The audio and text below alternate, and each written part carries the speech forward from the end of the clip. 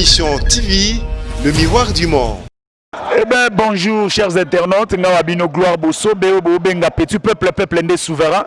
Naza awa abomo na simananga eside bato ya eside baza awa eza eside nini?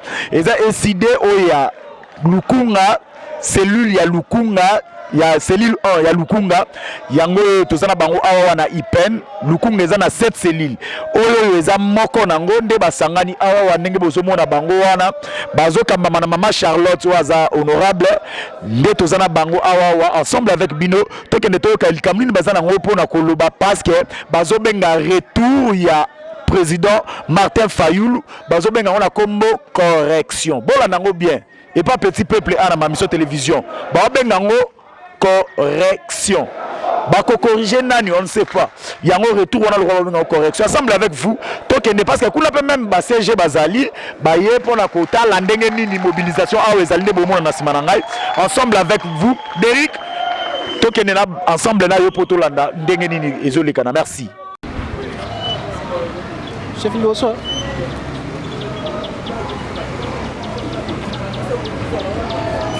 Il y a un catch.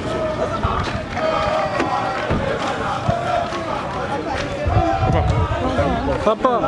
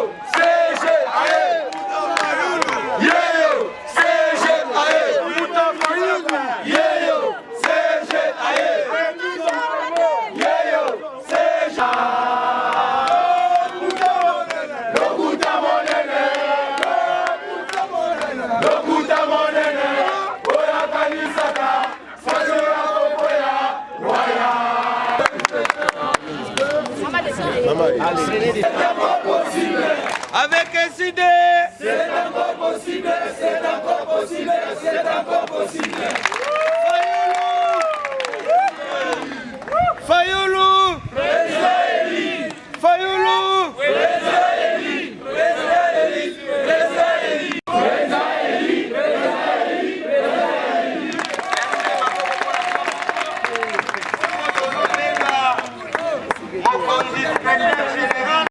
matobeta maboko makasi pona kwa encourager.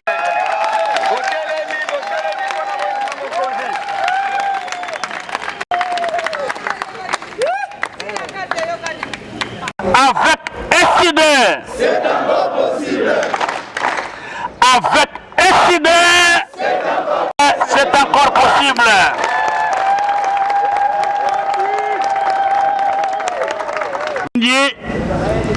Il y a liboso na bakonzi ya Ngaliema 1 à section ya SID. Cordon Jures, félicitations on a kisi ki mobali oyo eza kaka section mikolo ekoya ekozala ya Ngaliema mobimba après district tokolowe mwa stade na biso ya muke tolakisa force ya SID mais namoni baprésente bato nyonso mais baprésente moko te or o baprésente te azali motema na ngai Mama de vos kitoko Madame, yaka non a présenté yo. De vos kitoko maboko. Voilà. Merci beaucoup. Maman honorable Charlotte Masiala, députée Nabiso ya SID. Denge ayebisi biso wapito uti. place tokomi lelo na bisika tozali kokende mais résumé ezaka moko résumé wana ezali boye pasi oyo tozomona oyo tozovivre tozali kana bato mibale babebisi mboka bato mibale babebisi mboka batie biso na pasi moto ya liboso oyo atie biso na pasi kombo na ye Kabila. Est-ce que boyebi ye? Voilà, Kabila atie biso na pasi parce que a saboté choix na biso, a saboté victoire ya peuple congolais. Mais Mukumba amemaki elekaki ye kilo ndenge nini akomema ngo tina suka atali liboso atali na nsima atali à gauche atali à droite. Malheureusement ake kopona moto ya mibale po babebisa mboka lisusu koleka moto wana ya mibale andimi komema Mukumba ya pasi ya bakongole kombo na ye Tshilombo. Bolanda ngai eyo ni kwa kompanye Kabila sikoyo bakanisaki ke ezali facile ya kosabote victoire à peuple ndenge nalobaka mikolo nyonso bambwa mibale bakoyokana koyiba musuni me ere ya kolia baswanaka lelo Tshilombo na Kabila bakomi mbwana nyau bakomi koswana me bazoswana mpe na peuple congolais te bazoswana mpe na kowala musuni bayibaki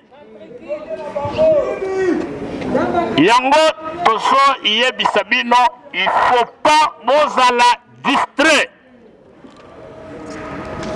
entre Tshilombo na Kabila. Mutu alingi peuple azali mutu alingi peuple azali wana il faut boye bango po mutu akosa bino te bango nyonso mibale Tshilombo na Kabila bazali ba traître peuple congolais basabote choix na biso basabote victoire ya congolais. Chers amis, Kabila était fini, Kabila était parti. Soki lelo toloba makambo Kabila na mboka oyo eza Tshilombo. Et ça, je peux vous dire, j'accepte d'aller en prison pour me taire. Pour continuer à rappeler hier jusque na suka que ceux qui batoyo banyokoli biso baso continuer koloba na baradio na ba télévision nazoyoka bango ndenge bazoloba ezoyoka ezopesa nga pasi eza po Tshilombo ndimaki dile wana oyo basinye dile wana ya butu na ebandeli na yebi te soki amonaki eza maseki mais lelo komi ngai ekomi bololo bakota na conseil de ministre oyo bazoloba président soki alobi oyo bazoloba premier ministre akandi monoko aloba te bokende na parlement ekomi kobunda bitumba bajuge bakomi oyo bajuge ya Tshilombo oyo bajuge ya Kabila. C'est quel pays ça? Yango wana, chers amis, ça fait 4 mois tozangaki mkonzi na biso, tozangaki choix na biso, tozangaki oyo biso toponaki, tokendaki est de la République, tokei na ouest, tokei na nord, tokei na sud. Pour une fois dans l'histoire, ba Congolais ba tellement ba pona mukonzi moko kombo na ye commandant du peuple Martin Fayulu Madidi to betala maboko.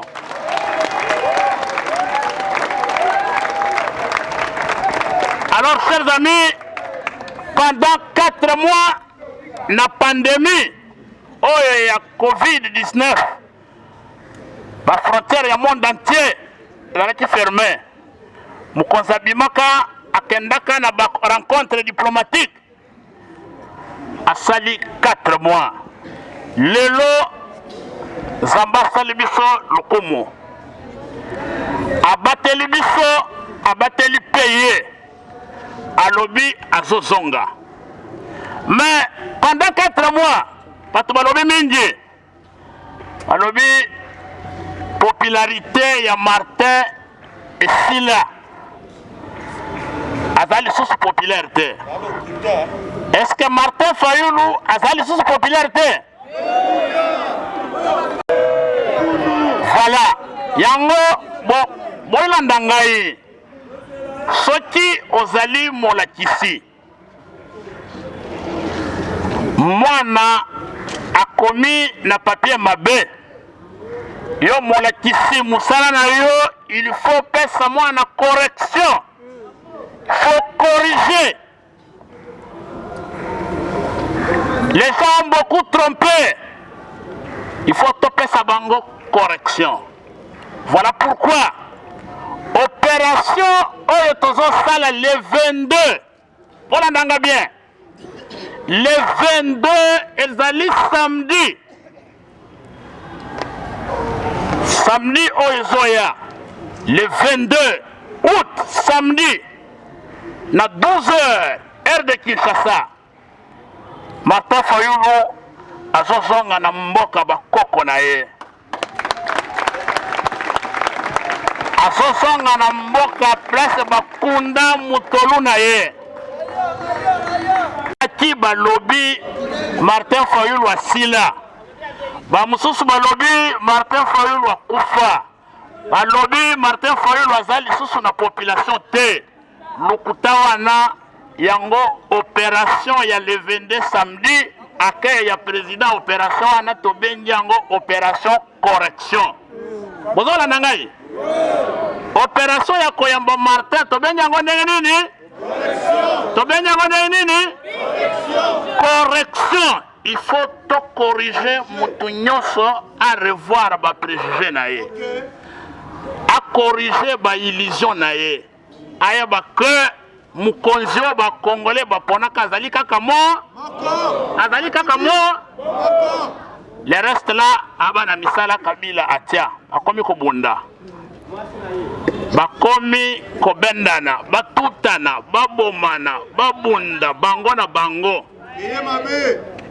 yango wana bande ko nangai samedi parce que côté na biso toza musika na sengi cordon Jures na ba sous-section na ye bon regrouper déjà baninga tout au long de la semaine. Chers amis, on va corriger tout le monde.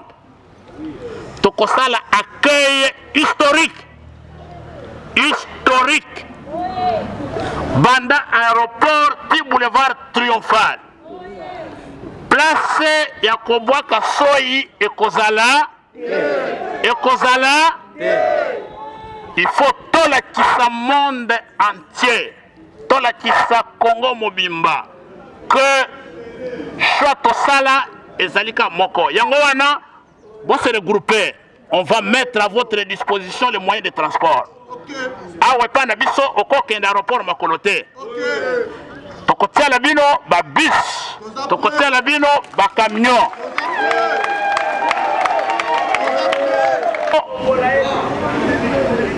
mbongo à l'état bayibaka balobi bazotonga baso de mouton mbula na mbula esilaka te et bandaki 100 jours comme 1000 jours na mukolo mande kosila tokozala kaka na 100 jours alors bambouteillage za makasi il faudrait que samedi biso bato ya kotoyo bana malweka bana monga fula ipene partout kitambo faut tolongwa avant. Il faut tolongwa avant à partir déjà il y a 7h 8h. Bobimi déjà ba place to kwendike bino to bandi kozwa ba bus to koyi pokuna ekozala suka ya wana na kozwa bino ta mingi te to se préparer tozana une semaine bandeko batikalaki na ndako boyebisa bango biso nyonso oyo kozwa makasi ya kokenda aéroport te il faut apusana même na niveau ya échangeur abanda kosala wana baoyo bakozwa mwa makasi bopusana kota quartier 1 de façon que au fur et à mesure mukonza zoya foule ezomata. Chers amis, soki voilà Belge bameka bakenda Mobutu ameka akenda Kabila alingati akoma seseseko to ilakisa ye ke mboka oyo eza ya yote akei atie mwana na ye ya musala yango tozo résister ye pe akokende.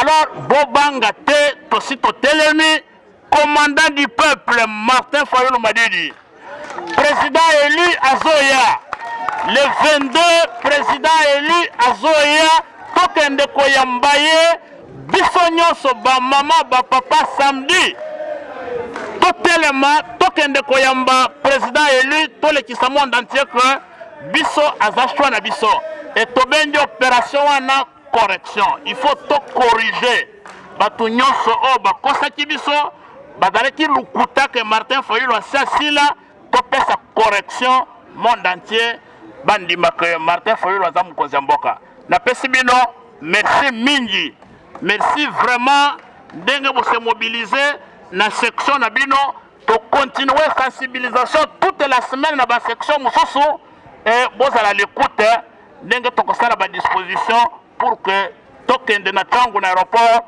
to corriger bandeko yo basakana ki na président élu.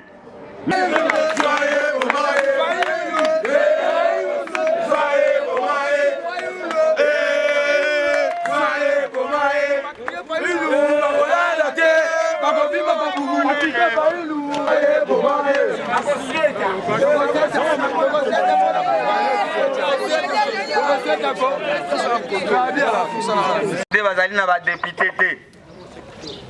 Ye azali honorable député national Mokambia ba mama o babengi na structure AFEC azali pe Mokambia lokunga mobimba bipai wapi section Ngalema 1 esangisi biso tango mama zo telema il faut mabele ningana siko to bengi honorable Charlotte Masiala tobeta maboko kona koyoka ye.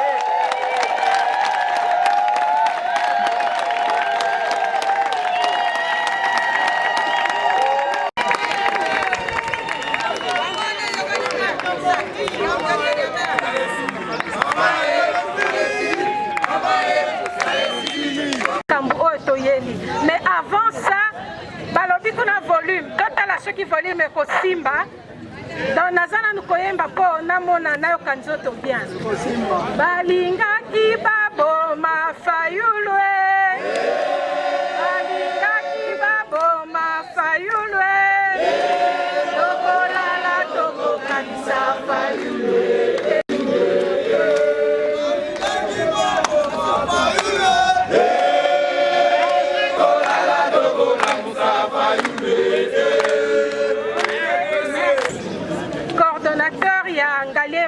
Pour la manifestation d'une organisation salami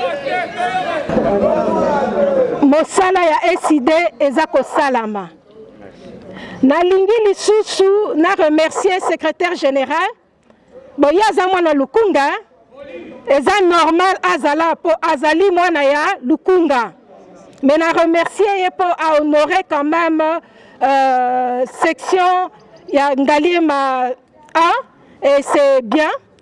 Mais namonaki ba jeune na singa bino pe bo saluer comité à district Ngalima na habité ceux qui baza ya kopanzana ou bien bavandi le cordon de Lukunga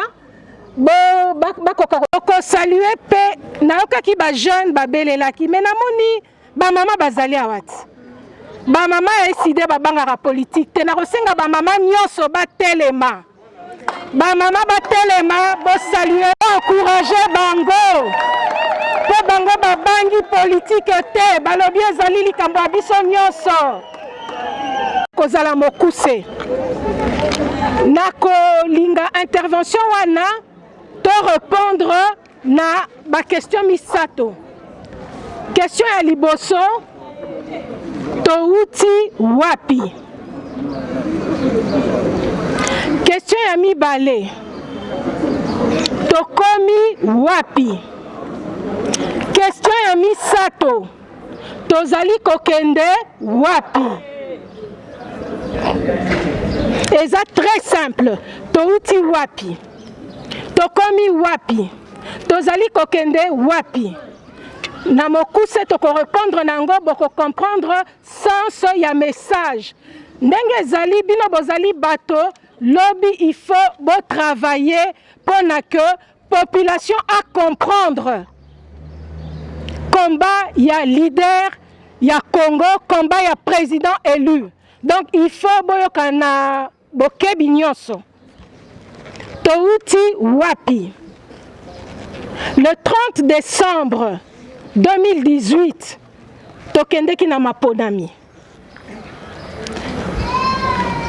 il fallait topona nani akokamba mboka na biso topona ba député na biso et congolais nyonso lokola azaki na posa ya changement lokola azalaki déjà na mutu na ye oyo aza kotiela espoir mpona changement atelemaki alobi ifo nakende kovote esika oyo tozali école Mafema ezalaki centre de vote peut-être na kati na bino ebele bayaki bavotaki pe awa po ezali pembeni esika bovandi nazo se rappeler mukolo wana ezaki mukolo mbula ebetaki mbula makasi mais bakongolais batelemaki bakinois en particulier po nayebi te na baprovince mosusu mais nayebi ke na Kinshasa mbula makasi ebetaki malgré danger ya koloba ke na lera mbula lera mosusu câble eza ya kopwelele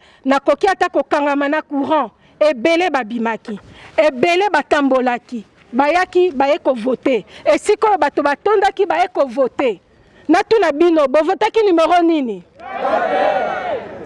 wana kutu normalement kutu na rotuna ngo te po nayebi donc bovotaki muto oyo bino bomonaki que changement ekoya na ye kolo tomoni mukolo akoproclame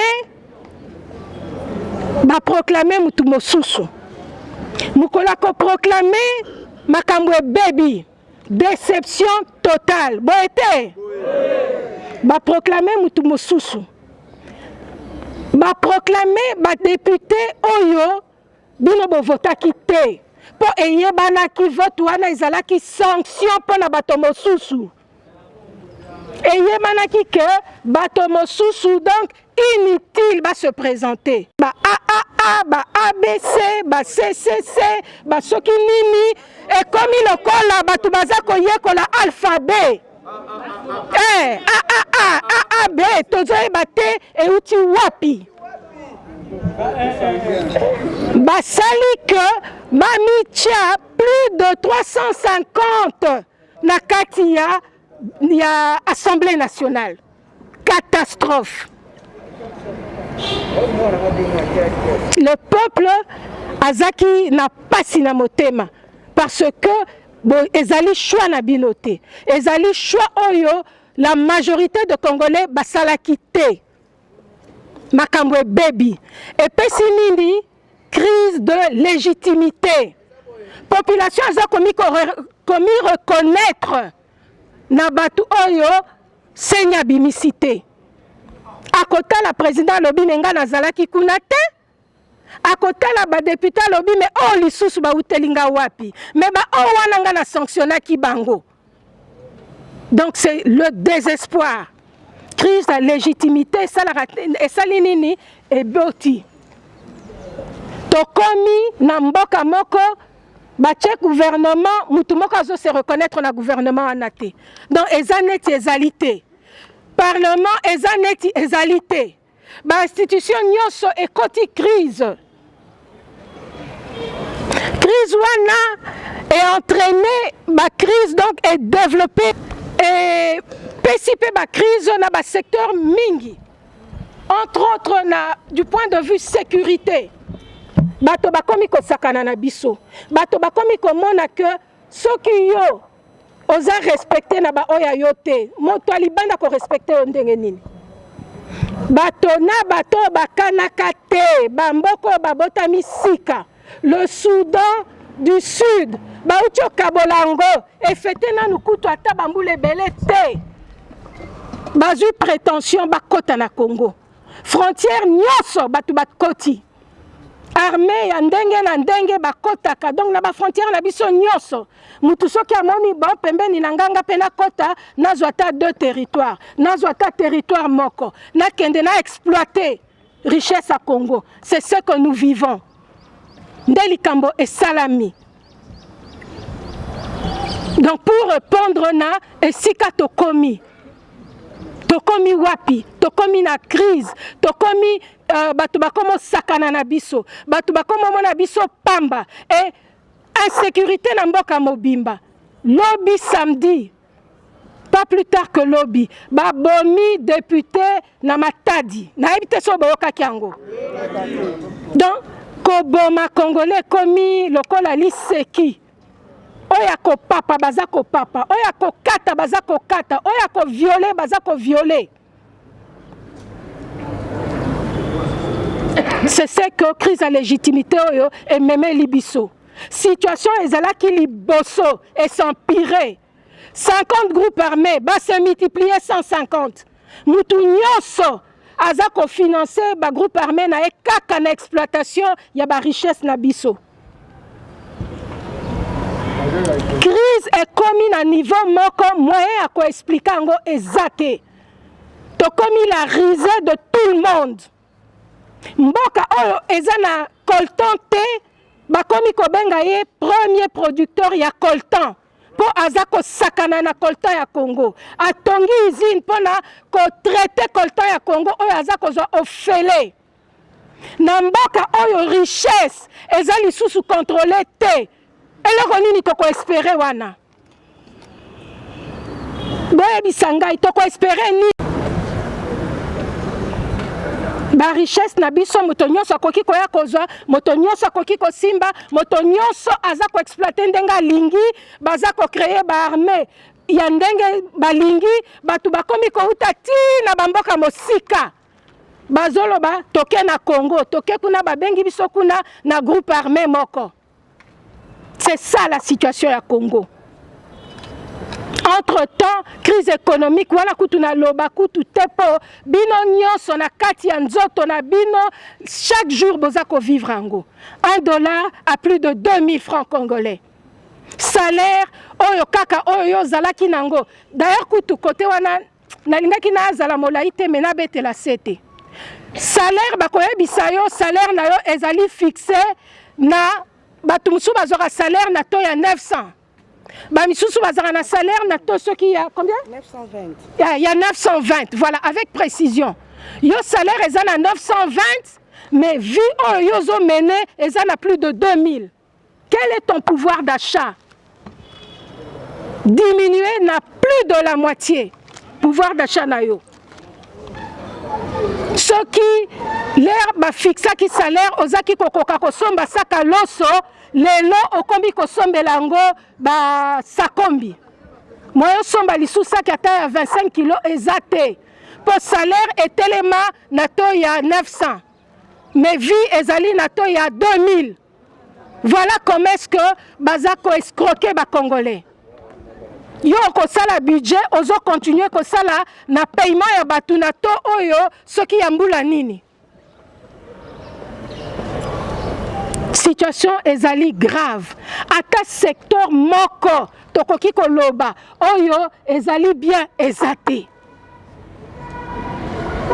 Ata secteur moko ezate. La crise est partout na makambo nyonso. C'est ça la réalité. Nde esika tokomi. Mais tozokende wapi?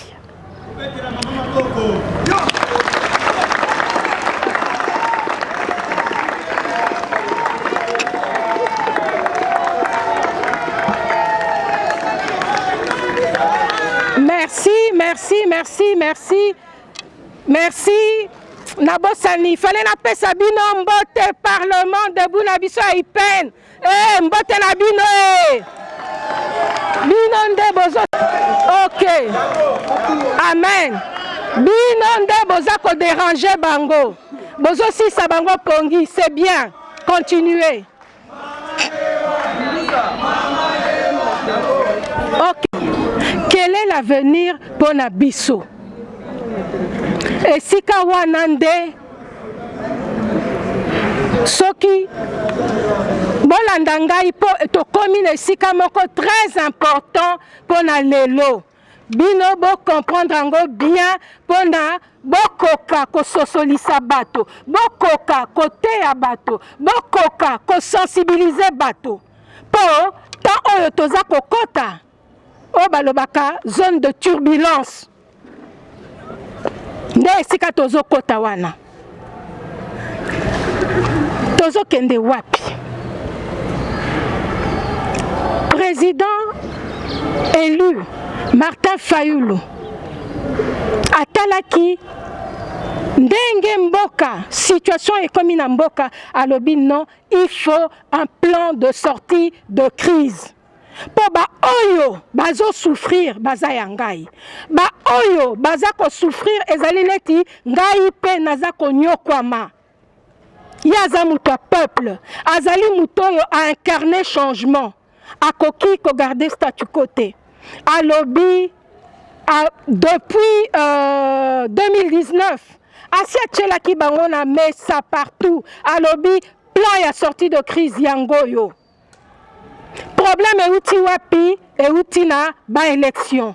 Problème est outil wapi na crise ya légitimité. Alors il faut tozual makambo et si ka problème est outil. Total to analyser situation ya mboka sans koluka kotepa ou bien nini. Total ndenge nini tokoki ko bongisa. D'où alobi likambo ya ba réforme. Est-ce que vous comprenez likambango? Alobi likambo ya réforme. Et loko nini ya motuya toko kanga na réforme wana. Ndenge na lobi souveraineté ya peuple ezalaki respecté te. Peuple aponaki moto mosusu bapesiye moto mosusu. Et totali soki souveraineté à peuple eza respecté te, soki bazako pesaye bato ya ponite, bato wana bakozala jamais na redevabilité envers la population. Bato wana yo pesiye aza conscient que aleki wana pona yote. Eza lokola mutu oyo yo financer commerce na yete. Lobio ya oye bisaye o na eko sala contrôle oteka kindenge nini osala kindenge nini. Est-ce qu'on dima? D'où il faut peuple azala souverain. Oyo ye asali oyo ya poni nde batu wana nde il faut bakambaye. Ndenge wana akozala na makasi ya kotelema ya koloba na bango côté wana na moni toke malamu te. Boya nan bo expliquer ngai. C'est ça la nécessité de reconquérir notre souveraineté. Et tokozwango ndenge nini soki tokoti na réforme te. Bino moko botala ba élection elekaki. To se plaignaki te, to se plaindre. c'est la même chose. Tolobaki ezaka kanete. Oya turoyo eloko sukisi bango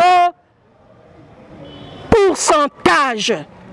Elle est qui tellement makasi que moyen bato ba bomba na ba kangamiso ezate. Tout le monde sait que celui qui a gagné ces élections, c'est Martin Fayulu Madidi.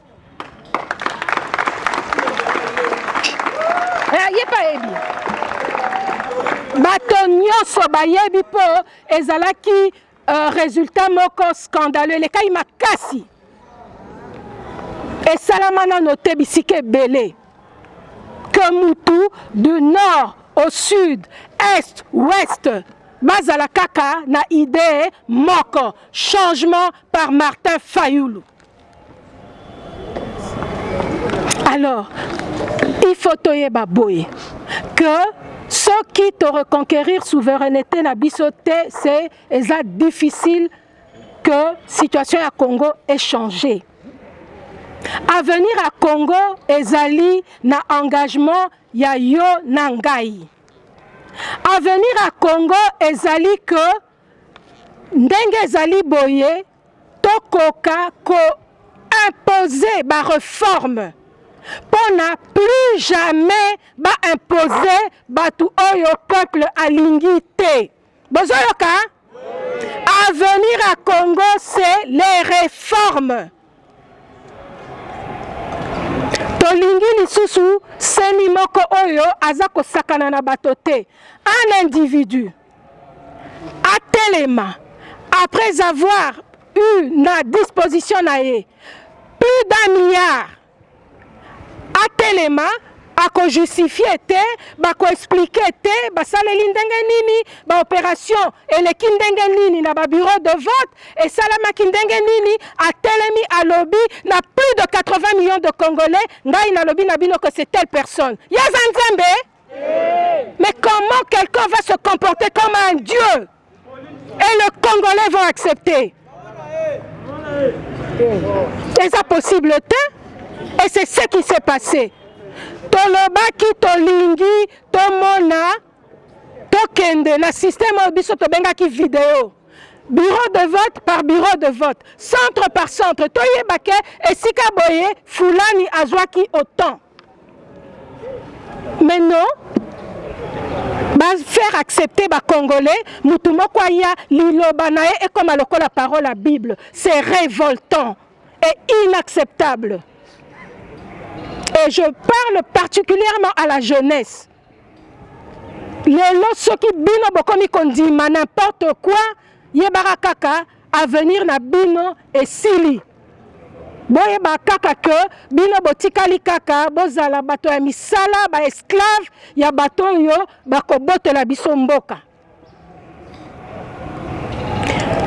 Engagement ya yo nanga nde ekosala différence. Il faut qu'on y ait, le changement ne viendra pas que ceux qui tozotal est là, leader Tolobi, non, président, il est là, non. Le changement, c'est nous tous. Le changement, c'est notre engagement. Même maman naza koloba. Toza dérangé na politique à ma baie, na crise à ma kasi, na kozanga koyeba, olamuki na tongo bana bakolia nini. Il faut s'impliquer, il faut tozala na courage ya koloba, tolingi ba réforme. Toko bonde la ba réforme te toko imposer ba pesa biso ba réforme. To sala ba réforme na mboka na biso. To chamboka na biso na base ya sika. Na base ya malamu, na base oyo souveraineté ya peuple ekobanda kozala respecté. Merci pour la yoki, na moni ba maman ba comprendre ango. Ba maman ba comprendre. Ba yebi pasi ba yokaka. Aya alobe la côté wana. Ok, merci mingi.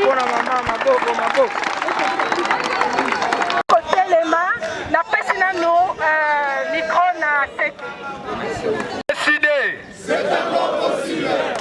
Ah non, tu vas beaucoup en athée. Voilà que c'est pour ça que tu as eu peur de balancer les mandés bazawa. Avec SID. C'est encore possible. Avec SID. C'est encore possible. C'est encore possible. C'est encore possible. Voilà, maboko ya bana combattant du peuple. Peine pour te tenir matinée na biso oyo. Elongo na des districts na biso l'honorable maman na biso maman Charlotte Masiala.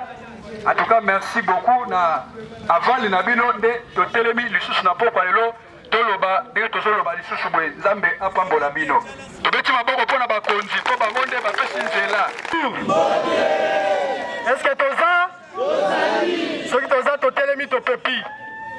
Yango. Oh nyo saza Ligue des jeunes SID Totelemi pepi a sauté.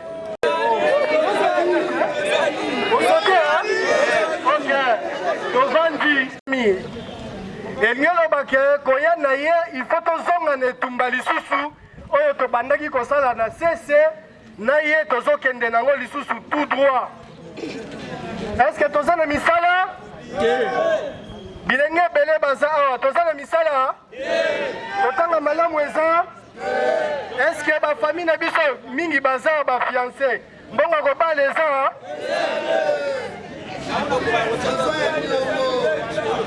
Yango wana nakosenga na bilenge nyonso avenir ya pays avenir na biso ezo dépendre na biso moko soki osengage pour que Congo na biso ezwa mbongo wana soki yo bénéficier te bana na biso bako bénéficier nango eza bongo te rendra coupable d'une infraction parce que il y aura des choses que personne ne pourra supporter. Donc, nous pensons que la lettre d'information qui sera déposée dans les 72 heures qui suivent, on va comprendre qu'il y a un choix, il y a un élu, il y a une communion avec son peuple qui arrive et qu'on n'a pas d'autre choix que d'encadrer la foule. Voilà. Alingala et puis maman. Voilà.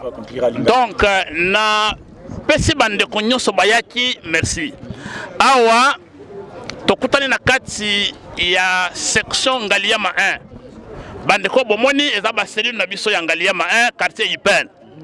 Toye to lancer opération correction. Opération wana ezali ya mobilisation.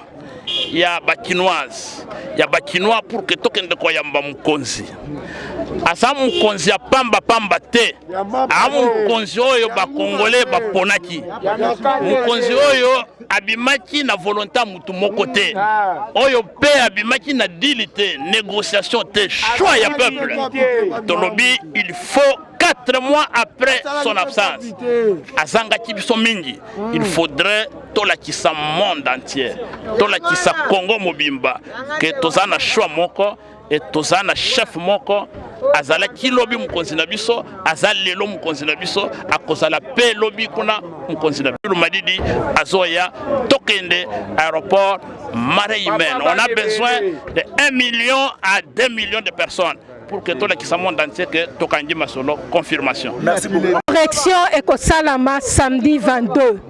Toza ko appeler ba mama nyoso, ba mama afek esika nyoso bozali. Ba mama ya Congo esika ya Kinshasa esika nyoso bozali. Bola kisake bo portaki mutu moko. Le 30 décembre 2018, c'est le président Martin Fayulu Madidi. Bola kisake bo chaki na motema. Yango wana toko senga ozala mama toko tambola ka totambola ki dernièrement toka ki na biso pe bien nzoto pesala ki biso bien ezala on a problème te toko tambola chaka ka ketch na yo soki lipapa na yo ozala à l'aise ko s'embrouiller la kati ya batalon te pour rythme toko kende nango e ko senga que inde toko tambola jeunesse na biso avenir à lobby Congo lobby ezabino donc bo telema bon la kisake azai mutu oyo aza ko corriger esika ba erreur ezali correction ko salama. Donc toza ko appeler, venez massivement accueillir président élu le 22 samedi. Tolingi tolemba batu. Tolobaki kuna esika ko boka soyi ezalate. Donc bozala préparer bocha moi ba chicle bo meli soyi po to ko boka soyi. Merci. Merci beaucoup.